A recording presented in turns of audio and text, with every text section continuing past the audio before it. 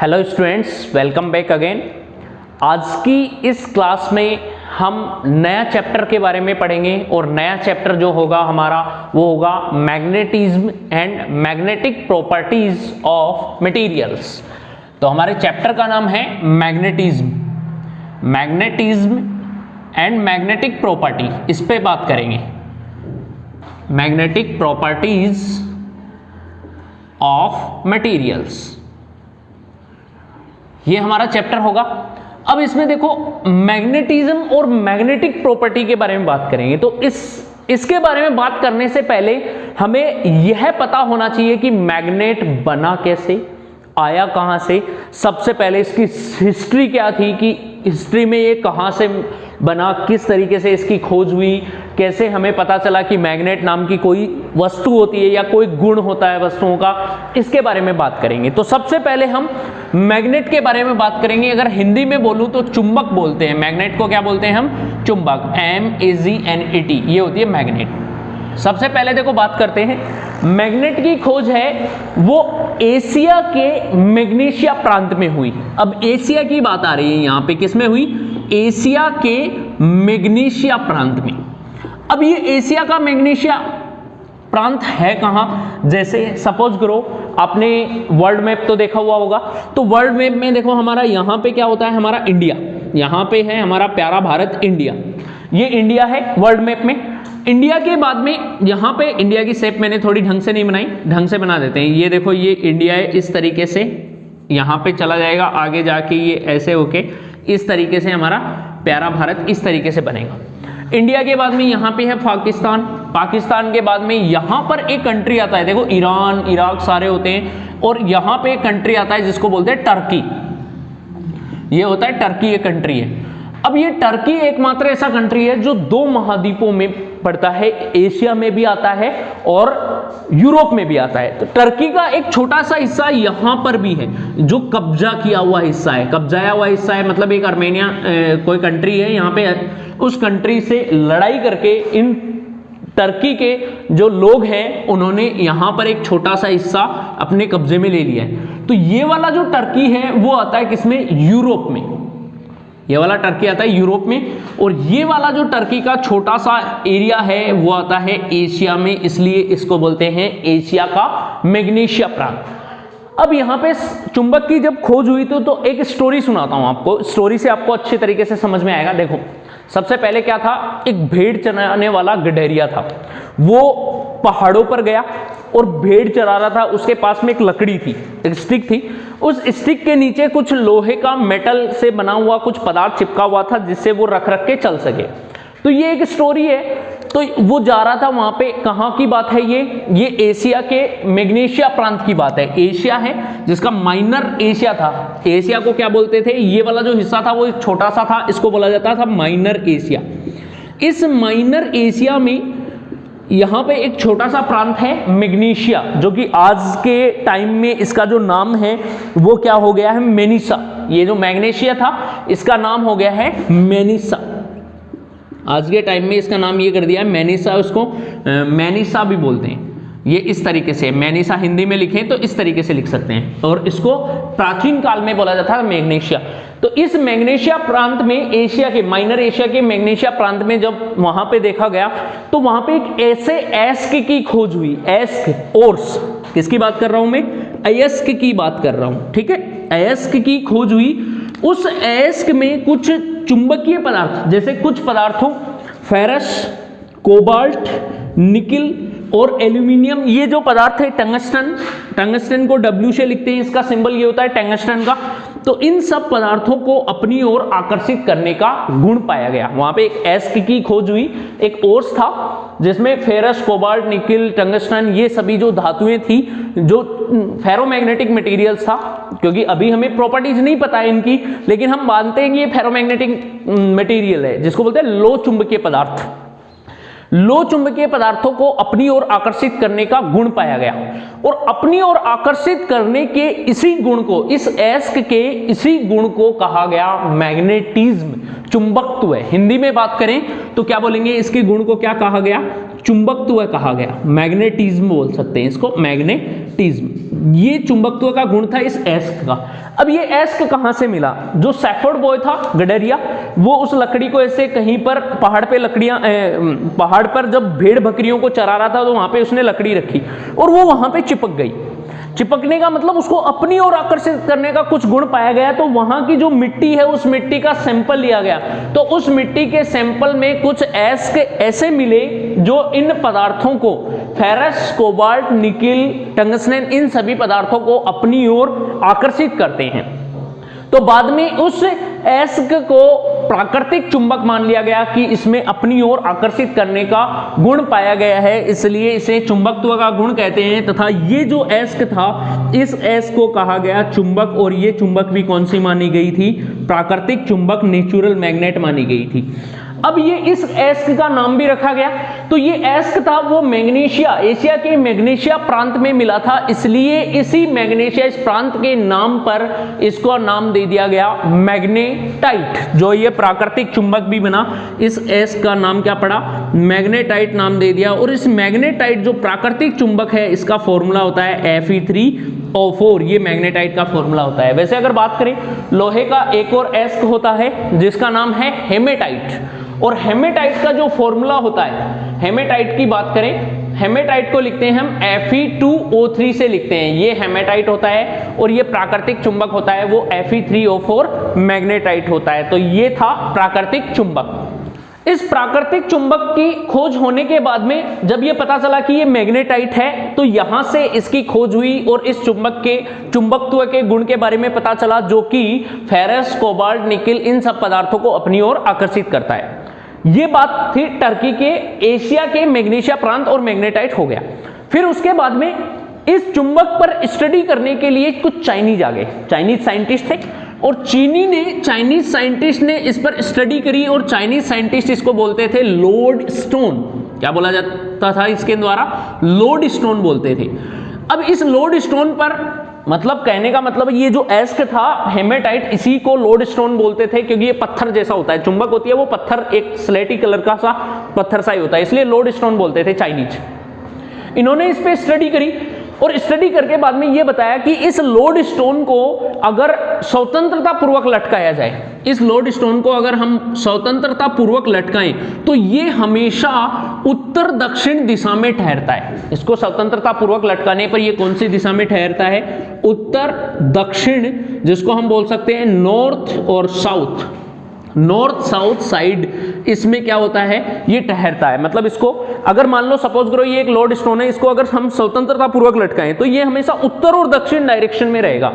एक पोल है इसका वो नॉर्थ की तरफ रहेगा, और दूसरा सिरा है वो किसकी तरफ रहेगा? साउथ की तरफ, दक्षिण की तरफ रहेगा। ये चाइनीज ने बताया था। लेकिन ये प्राकृतिक चुंबक है वो अनियमित आकार के होते थे, मतलब ये जो एस्क मिलते थे इनका कोई आकार फिक्स नहीं था। पहले काम मशीन कट वाले डायमंड चलते थे, जो भी मिलता था एस्क पत्थर मिला, ठीक है ये चुंबक है, प्राकृतिक चुंबक, उसी को मान लिया।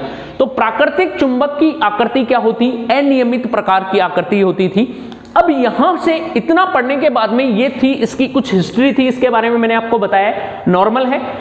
अब यहां से हमें एक ही बात पता चली कि प्राकृतिक चुंबक है वो क्या होता है? वो हेमेटाइट होता है, जिसका फॉर्मूला होता है Fe3O4। अब हम बात करें नेक्स्ट कि ये चुंबक थी वो प्राकृतिक चुंबक, वो अनियमित आकार की थी। इस अनियमित आकार की चुंबक से कोई काम, मतलब ये कोई काम में नहीं आ रही थी। अनियमित आकार की काम तो था इसका, बस ये दिशा के लिए बताने के लिए काम में आई थी। इसके बाद में धीरे धीरे जब नई नई मशीनों के आविष्कार हुए, तो मानव ने इस चुंबक का अपने खुद के स्वार्थ के लिए उपयोग किया। और जब मानव ने अपने स्वार्थ के लिए, अपने उपयोग के लिए इस चुंबक को एक शेप दे दी, और शेप है इसको मशीन कट में अलग अलग प्रकार से कृत्रिम रूप से बना लिया, तो इस प्रकार की जो चुंबक मानव द्वारा अपने किसी विशेष उद्देश्य की पूर्ति के लिए बनाई जाती है, उस चुंबक को बोला गया आर्टिफिशियल चुंबक, कृत्रिम चुंबक। तो प्राकृतिक चुंबक के बारे में बता दिया मैंने, कौन सी होती है? हेमेटाइट होती है, वो प्राकृतिक चुंबक है। फिर मानव ने अपने विशेष उद्देश्य के लिए, विशेष उद्देश्य के पूर्ति के लिए कुछ विशेष प्रकार के चुंबक बनाए, इनको अलग अलग शेप दिया, उन चुंबक को बोला गया कृत्रिम चुंबक। और कृत्रिम चुंबक हैं वो अलग अलग प्रकार के लिए बनाए गए। जैसे एग्जांपल के लिए देखें तो कृत्रिम चुंबक में एक बनाई गई बार मैग्नेट, कौन से बनाएगी? बार मैग्नेट, जो कि साबुन की तरह होती है, एक बार होती है छोटी सी, जिसको छड़ चुंबक बोलते हैं। अगर हिंदी में बात करें तो क्या बोलते हैं इसको? छड़ चुंबक। वैसे जनरली हम बार मैग्नेट ही यूज करते हैं। इस आकार की होती है, ऐसे साबुन के शेप में इस आकार की ये बार मैग्नेट है, ऐसे बना दी गई, ये इस तरीके से यहां पे ये बार मैग्नेट बना ली। इसके बाद में आती है U shape magnet. U shape magnet जो भी ये होती है वो किसकी बनी होती है? यू आकार की मैग्नेट होती है, इस तरीके से, ये इस तरीके से यू शेप मैग्नेट बनाई। फिर जो घोड़े की जो नाल होती है उसके आकार की भी है ये यू शेप मैग्नेट। इसके बाद में रिंग मैग्नेट, जिसको वलय चुंबक भी बोलते हैं, वलय चुंबक, रिंग के रूप में जो साउंड स्पीकर्स होते हैं, स्पीकर्स के पीछे लगी होती है ना वलय, इस टाइप की, ये इस आकार की चुंबक भी बना दी, रिंग मैग्नेट है। इसके बाद में मैग्नेटिक नीडल, जिसको बोलते हैं चुंबकीय सुई। चुंबकीय सुई का भी दिशा निर्देशन के लिए उपयोग किया जाता है। ये चुंबकीय सुई होगी, मैग्नेटिक निडल, ये भी बहुत काम में आती है। मानव के द्वारा निर्मित, मानव की किसी भी कार्य की पूर्ति के लिए बनाई गई थी मैग्नेटिक निडल। तो ये मैग्नेट चुंबकीय सुई है, ये भी हम देखते हैं जनरली जो शिप्स वगैरह होते हैं, कंटेनर जाते हैं, या फिर जो हमारी नेवी यूज करती है, इंडियन नेवी, वो कंपास यूज करती है डायरेक्शन शो करने के लिए कि नॉर्थ से हम इतने डिग्री यहाँ पे चल रहे हैं, नॉर्थ से हम 25 डिग्री साउथ की तरफ, वेस्ट की तरफ चल रहे हैं, ईस्ट की तरफ चल रहे हैं। तो डायरेक्शन हमें हमेशा नॉर्थ और साउथ से ही दी जाती है, कितने डिग्री के एंगल पे जा रहे हैं। तो उसमें मैग्नेटिक निडल का बहुत ज्यादा उपयोग किया जाता है। ये होती है कृत्रिम चुंबक। तो इस प्रकार से मानव द्वारा निर्मित होती है। कृत्रिम चुंबक होती है वो दो प्रकार की होती है, दो प्रकार से चुंबक होती है। चुंबक के कितने प्रकार होते हैं? दो प्रकार। एक चुंबक होती है स्थायी चुंबक, परमानेंट मैग्नेट।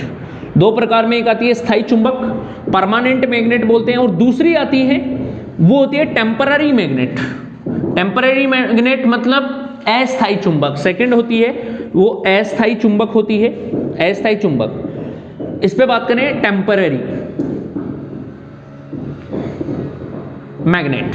क्लियर है? स्थायी चुंबक कौन सी होती है? स्थायी चुंबक वे चुंबक जिनके चुंबकत्व पर नियंत्रण नहीं किया जा सकता, अर्थात जिनके चुंबकत्व को नष्ट नहीं किया जा सकता।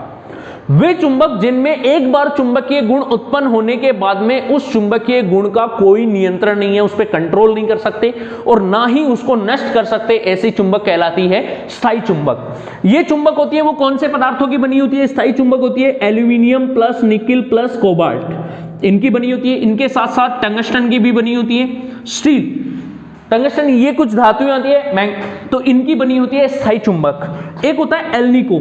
एल्निको इसको बोलते हैं, कॉम्बाइंड फॉर्म में बोलते हैं alnico, aluminium plus nickel plus cobalt, इसको एल्निको भी बोला जाता है, एल्निको।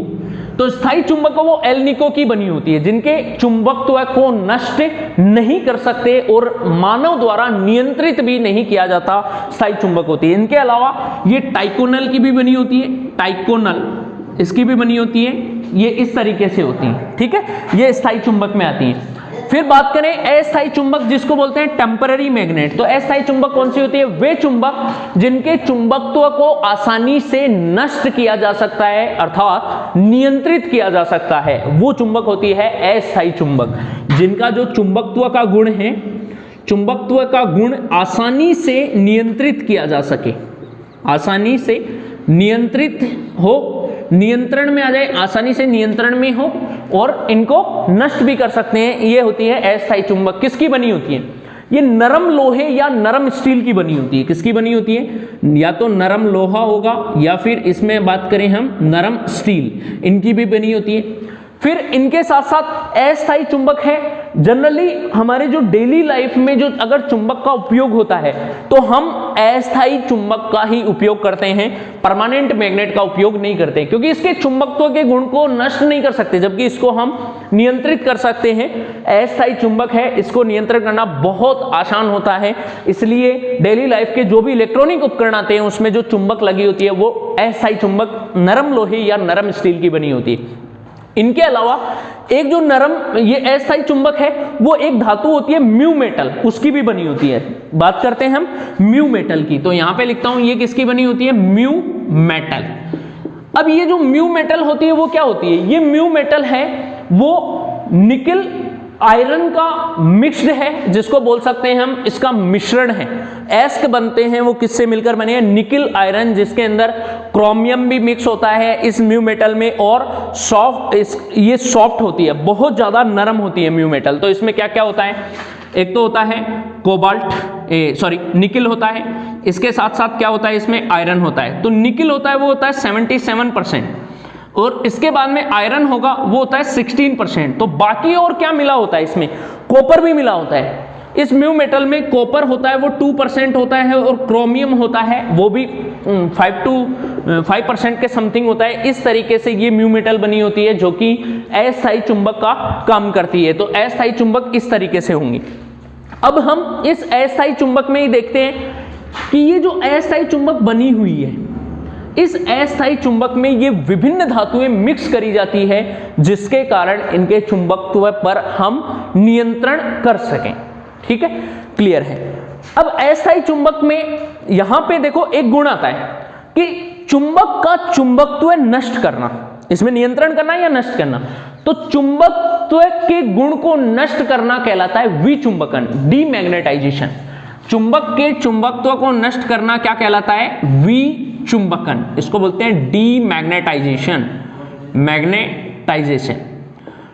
अब ये चुंबकत्व का गुण कैसे नष्ट होगा? जब किसी चुंबक को उच्च ताप पर गर्म करते हैं तो उसका चुंबकत्व का गुण नष्ट हो जाता है, या फिर किसी भी चुंबक को जब हम ठोकते हैं, पीटते हैं, या फिर उसको बीट करते हैं, तो उस स्थिति में ठोकने पीटने से भी चुंबक का चुंबकत्व नष्ट हो जाता है, विचुंबकन की प्रोसेस है। या फिर लॉन्ग टाइम तक, बहुत अधिक लंबे समय तक किसी चुंबक को एक गहरे गड्ढे में दबाकर रख दिया जाए, तो काफी टाइम बाद में उस चुंबक के चुंबकत्व के गुण को समाप्त किया जा सकता है, और इसी प्रक्रिया को बोलते हैं विचुंबकन। तो जो जनरल प्रोसेस हम यूज में लेते हैं वो यही लेते हैं कि इसको गर्म कर दो, क्योंकि पीटने पर मान लो कि चुंबक में दरार होगी तो वो टूट भी सकती है। तो गर्म करने पर क्या होता है? तो गर्म कर दो तो उसका चुंबकीय गुण क्या हो जाएगा? समाप्त हो जाएगा। तो इस प्रकार से ये दो प्रकार की कृत्रिम चुंबक होती हैं, स्थायी चुंबक और अस्थायी चुंबक। तो ये यहां से ये थ्योरेटिकल पोर्शन था। अब हम आगे के टॉपिक में डिस्कस करेंगे कि चुंबक के गुण कौन कौन से होते हैं, ये चुंबक है वो कौन कौन से गुण प्रदर्शित करते हैं, तो इस पे देखते हैं हम। अब हम बात करते हैं चुंबक के गुणों के बारे में। तो देखो चुंबक के गुण कौन कौन से होते हैं। चुंबक के गुण, सबसे पहले चुंबक में पाया जाता है आकर्षण का गुण। सबसे पहला गुण कौन सा होता है? आकर्षण, अट्रैक्शन। आकर्षण का गुण क्या होता है कि जब भी किसी चुंबक को किसी स्थान पर रखते हैं, जैसे सपोज करो मेरे पास में ये डस्टर है, ये एक मैग्नेट है चुंबक। इस चुंबक को अगर मैंने यहां पे रख दिया, किसी स्थान पर रख देते हैं हम चुंबक को, तो उसके चारों तरफ एक चुंबकीय क्षेत्र बन जाता है। क्या बनेगा? चुंबकीय क्षेत्र। जब भी किसी चुंबक को अगर हम रखेंगे स्वतंत्रता पूर्वक, तो उसके चारों तरफ एक क्षेत्र बन जाता है, चुंबकीय क्षेत्र। इस चुंबकीय क्षेत्र में यदि किसी लोहे के पदार्थ, लो चुंबकीय पदार्थों से बने पदार्थ जैसे फेरस, कोबाल्ट, निकिल, टंगस्टन आदि के टुकड़े लाए जाते हैं, इस चुंबकीय क्षेत्र में ferrous, cobalt, nickel, tungsten, chromium, इन सब के अगर यहां पे टुकड़े लाए जाएं, तो वो टुकड़े भी इस चुंबकीय क्षेत्र में आके चुंबकित हो जाते हैं, उनमें भी कुछ चुंबकत्व का गुण उत्पन्न हो जाता है, और इसमें चुंबकत्व का गुण उत्पन्न होने के कारण ये लघु चुंबक बन जाते हैं। एक इसमें भी बहुत अल्प मात्रा में चुंबकीय गुण आ जाता है, जिसके कारण इनमें भी किसी दूसरे पदार्थों को अपनी ओर आकर्षित करने की प्रवृत्ति उत्पन्न हो जाती है। तो यही होता है आकर्षण का गुण। बाद में जब ये लघु चुंबक और ये स्रोत चुंबक, जो कि चुंबकीय क्षेत्र उत्पन्न करती है, ये चुंबक यहां पे है, स्रोत चुंबक उसे बोलते हैं, वह चुंबक जिसको किसी स्थान पर रखें तो उसके चारों ओर चुंबकीय क्षेत्र बन जाए तो उसे बोलेंगे स्रोत चुंबक, जो कि उत्पन्न कर रहा है। और उस चुंबकीय क्षेत्र में किसी दूसरे लोहे, फेरस, कोबाल्ट, निकिल या फिर टंगस्टन से बने टुकड़े अगर रख दिए जाएं, तो वो भी उस चुंबकीय क्षेत्र में चुंबकित होकर लघु चुंबक बन जाएंगे। इसलिए स्रोत चुंबक और लघु चुंबक के मध्य अन्योन्य क्रिया के कारण एक आकर्षण बल उत्पन्न होता है। किस किस के मध्य? स्रोत चुंबक और लघु चुंबक, ये दो चुंबक बन जाएंगी लघु चुंबक। इन दोनों के मध्य होती है अन्योन्य क्रिया, और अन्योन्य क्रिया होने के कारण, अन्योन्य क्रिया के कारण इन दोनों में एक बल उत्पन्न होगा जिसे हम बोलते हैं आकर्षण बल। और वही आकर्षण बल चुंबक से चुंबकित लो चुंबकीय पदार्थों को अपनी ओर आकर्षित करता है। अर्थात किसी भी चुंबक में कौन सा गुण पाया जाएगा? आकर्षण का गुण पाया जाता है। क्लियर है? अब हम बात करते हैं चुंबक की। तो चुंबक में जो ये आकर्षण होता है, कोई भी अगर हम बार मैग्नेट बनाते हैं, ये चुंबक है, मान लो सपोज करो यहाँ पे ये बार मैग्नेट बनाई हुई है इस तरीके से, ये एक बार मैग्नेट है। और बार मैग्नेट की बात करें तो ये इस तरीके से है, ऐसे दिखने में भी इस तरीके से। इस बार मैग्नेट के पास में ये चुंबकित गुण होगा, तो इसकी कुछ ना कुछ लंबाई होगी, ये इसकी लंबाई है। इस लंबाई पर जो चुंबकीय गुण है वो इसके किनारों पर अधिक मिलता है, और बीच में, लंबाई के बीच में यहां पर चुंबकीय गुण क्या होता है? कम, जबकि किनारों पर क्या होगा? अधिक होता है।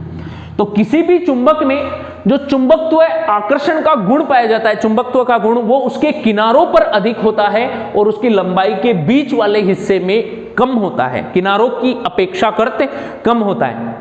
तो किसी भी चुंबक में कितने ध्रुव होते हैं? प्रत्येक चुंबक जो बार मैग्नेट होती है उसमें 2 ध्रुव होते हैं, 2 ध्रुव।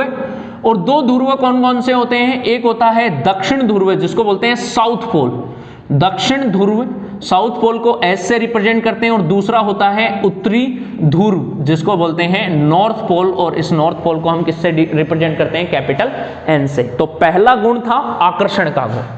सेकंड गुण होता है दिशा निर्देशन का गुण। कौन सा होता है? दिशा निर्देशन का गुण। अब ये गुण कैसे होता है दिशा निर्देशन का गुण? जब भी किसी चुंबक को स्वतंत्रता पूर्वक लटकाया जाए, किसी भी चुंबक को, बार मैग्नेट को अगर स्वतंत्रता पूर्वक लटकाएंगे तो वो स्वतंत्रता पूर्वक लटकी हुई चुंबक हमेशा भौगोलिक उत्तर तथा भौगोलिक दक्षिण की ओर ठहरती है। किधर ठहरेगी? भौगोलिक उत्तर। अब ये भौगोलिक उत्तर कौन सा होगा? भौगोलिक उत्तर और भौगोलिक दक्षिण की ओर ठहरती है। भौगोलिक उत्तर होता है पृथ्वी का उत्तर और भौगोलिक दक्षिण होता है पृथ्वी का दक्षिण। अर्थात स्वतंत्रता पूर्वक लटकाई हुई चुंबक का उत्तरी ध्रुव है भौगोलिक उत्तर की ओर, नॉर्थ पोल, और इसका जो दक्षिण ध्रुव है, साउथ पोल है, वो भौगोलिक दक्षिण की ओर हमेशा ठहरता है। ये इस बात को दर्शाता है कि प्रत्येक चुंबक में कौन सा गुण पाया जाता है? दिशा निर्देशन का गुण पाया जाता है। इसके बाद में तीसरे गुण की बात करें तो तीसरा होता है ध्रुव प्रबलता, पोल स्ट्रेंथ। इसको प्राबल्यता भी बोलते हैं, प्राबल्यता या फिर प्रबलता। पोल स्ट्रेंथ इंग्लिश में बात करूं तो क्या होती है? ये पोल स्ट्रेंथ ये होती है। पोल स्ट्रेंथ क्या होती है? ध्रुव प्रबलता। किसी भी चुंबक में, कोई भी एक बार मैग्नेट है ये वाली, मान लो इसका ये नॉर्थ पोल है, ये साउथ पोल, 2 ध्रुव हो गए, एक उत्तरी ध्रुव दक्षिण ध्रुव है। तो किसी भी चुंबक के पास में, ध्रुवों के पास में, ध्रुवों पर लो चुंबकीय पदार्थों को आकर्षित करने का एक स्ट्रेंथ होती है, एक क्षमता होती है जिसको प्रबलता बोलते हैं। अर्थात किसी भी चुंबक के चुंबकत्व की प्रबलता को ही क्या बोलते हैं? उसकी ध्रुव प्रबलता बोलते हैं। किसको? चुंबकत्व की प्रबलता। चुंबकत्व की प्रबलता क्या कहलाती है? ध्रुव प्रबलता कहलाती है, ध्रुव प्रबलता। और पोल स्ट्रेंथ होगी, किसी भी चुंबक की पोल स्ट्रेंथ को किससे डिनोट करते हैं? पोल स्ट्रेंथ को स्मॉल m से डिनोट करते हैं। जैसे एक बार मैग्नेट है, यहां पर एक बार मैग्नेट बनाते हैं इस तरीके से, ये एक बार मैग्नेट दी हुई है, क्लियर है? यहां पे इस बार मैग्नेट की पोल स्ट्रेंथ क्या होगी? इसकी पोल स्ट्रेंथ है, ये वाला ध्रुव है, ये मान लो नॉर्थ पोल है, यहां पर ये इसका ध्रुव है साउथ पोल। तो इसकी जो पोल स्ट्रेंथ है, ध्रुव प्रबलता, वो ध्रुवों पर अधिक होती है। तो उत्तरी ध्रुव की ध्रुव प्रबलता को प्लस m से दर्शाते हैं और दक्षिण ध्रुव की ध्रुव प्रबलता को किससे दर्शाते हैं?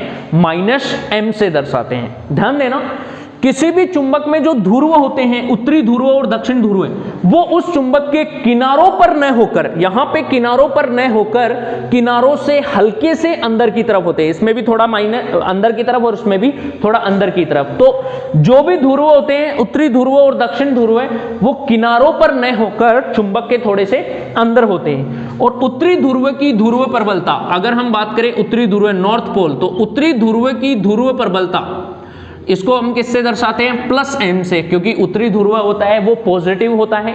उत्तरी ध्रुव को हम पॉजिटिव मानते हैं क्योंकि यहां से चुंबकीय बल रेखाएं बाहर की ओर निकलती हैं। और जो दक्षिण ध्रुव होता है s, दक्षिण ध्रुव, दक्षिणी ध्रुव की जो ध्रुव प्रबलता होगी उसको दर्शाते हैं माइनस m से, स्मॉल m से दर्शाते हैं और -m। अब यहां पे बात आती है कि इस ध्रुव प्रबलता का मात्रक क्या होता है। देखो ध्रुव प्रबलता m का मात्रक ये भी होता है। अब ये मात्रक आया कहां से, इसके बारे में बात करते हैं। तो एक चैप्टर आता है magnetic effect of electric current, विद्युत धारा के चुंबकीय प्रभाव, कि जब किसी चालक तार में विद्युत धारा प्रवाहित होती है तो चुंबकीय क्षेत्र, चुंबकीय गुण कैसे उत्पन्न होते हैं, उस चैप्टर में से यहां पे हम m ध्रुव प्रबलता का क्या निकाल सकते हैं, मात्रक निकाल सकते हैं। और मात्रक किस तरीके से होगा, देखो मान लो ये एक चालक तार है, इस चालक तार में कितनी धारा प्रवाहित हो रही है, I धारा प्रवाहित हो रही है। और जब किसी चालक तार में धारा प्रवाहित होती है तो उस चालक तार के चारों तरफ कौन सा क्षेत्र बनता है, चुंबकीय क्षेत्र बनता है। इस चालक तार में I धारा प्रवाहित करने पर इसके चारों तरफ सेकेंद्रीय वलयों के रूप में चुंबकीय क्षेत्र बनेगा, ये जिसकी दिशा चुंबकीय क्षेत्र की दिशा होती है, क्योंकि चुंबकीय क्षेत्र की तीव्रता सदिश राशि होती है, इस कारण इसमें दिशा होगी। तो ये ध्यान रखना, वो उस चैप्टर में डिस्कस करेंगे हम, कि जब किसी चालक तार में विद्युत धारा प्रवाहित होगी तो विद्युत धारा प्रवाहित होने पर उसके चारों तरफ एक चुंबकीय क्षेत्र बन जाएगा सेकेंद्रीय वलयों के रूप में।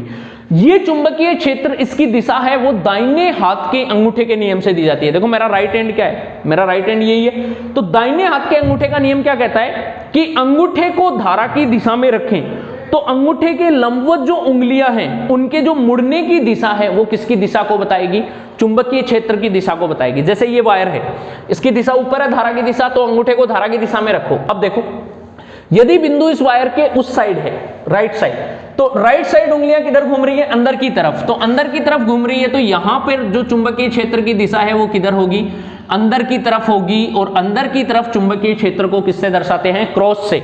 और ध्यान रखना, जैसे विद्युत क्षेत्र की तीव्रता को ई वेक्टर से लिखते हैं, वैसे ही चुंबकीय क्षेत्र की तीव्रता बी वेक्टर से लिखी जाती है। तो चुंबकीय क्षेत्र की तीव्रता की दिशा किधर होगी, अंदर की तरफ। इस साइड अगर बिंदु हो तो इस साइड देखो, इसको घुमाओ तो धारा की दिशा ऊपर की तरफ और इधर वाला बिंदु बाहर की तरफ आएगा। तो इस साइड जो बिंदु होगा उस पर चुंबकीय क्षेत्र किधर होगा, डॉट में होगा, बाहर की तरफ। तो डॉट तो दिखाता है बोर्ड के तल के लंबवत बाहर की तरफ दिशा, और क्रॉस दिशा, क्रॉस जो है वो दिशा होगी बोर्ड के तल के लंबवत अंदर की ओर दिशा को व्यक्त करता है। क्लियर है। ये किसी चालक तार में, धारावाही चालक तार में धारा प्रवाह के कारण चुंबकीय क्षेत्र की दिशा होती है। अब ध्यान देना, धारा का मात्रक क्या होता है, एम्पियर, विद्युत धारा का मात्रक एम्पियर। इस चालक तार में, जब किसी चालक तार में विद्युत धारा प्रवाहित करते हैं तो इसके चारों तरफ एक चुंबकीय क्षेत्र बनेगा। अब हमें ये थोड़ी पता है कितनी दूरी पर बनेगा। सपोज करो यहां से हमने r डिस्टेंस ले ली और r डिस्टेंस पे ये बिंदु लिया P, इस बिंदु पर चुंबकीय क्षेत्र बनाना है, तो कुछ दूरी पर बनाना चुंबकीय क्षेत्र, और दूरी का मात्रक क्या होता है, मीटर। विद्युत धारा का मात्रक क्या होता है, एम्पियर। तो एम्पियर धारा प्रवाहित करने पर कुछ दूरी पर स्थित बिंदु पर एक चुंबकीय क्षेत्र बना, और वहां पे चुंबकीय क्षेत्र की तीव्रता होगी, वहां पे ध्रुव बनेगा, ध्रुव प्रबलता आएगी, चुंबकीय गुण आएगा। और चुंबकीय गुण होगा वही क्या होती है, चुंबकत्व है, और चुंबकत्व की प्रबलता ही क्या कहलाती है, ध्रुव प्रबलता। तो ध्रुव प्रबलता धारा और दूरी के कारण आती है, इसलिए इसका मात्रक क्या होता है, एम्पियर गुणा में मीटर। ये होता है ध्रुव प्रबलता का मात्रक, एम्पियर इंटू में मीटर। इस तरीके से हम ध्रुव प्रबलता का मात्रक देख सकते हैं। तो यहां पर हम ध्रुव प्रबलता के बारे में देखें तो ये हो गए चुंबक के गुण, और भी हम इन गुणों के बारे में पढ़ेंगे, वो नेक्स्ट क्लास में देखेंगे। आज की क्लास काफी लंबी हो रही है, इसलिए हम यहां तक ही देखते हैं। Thank you, have a nice day.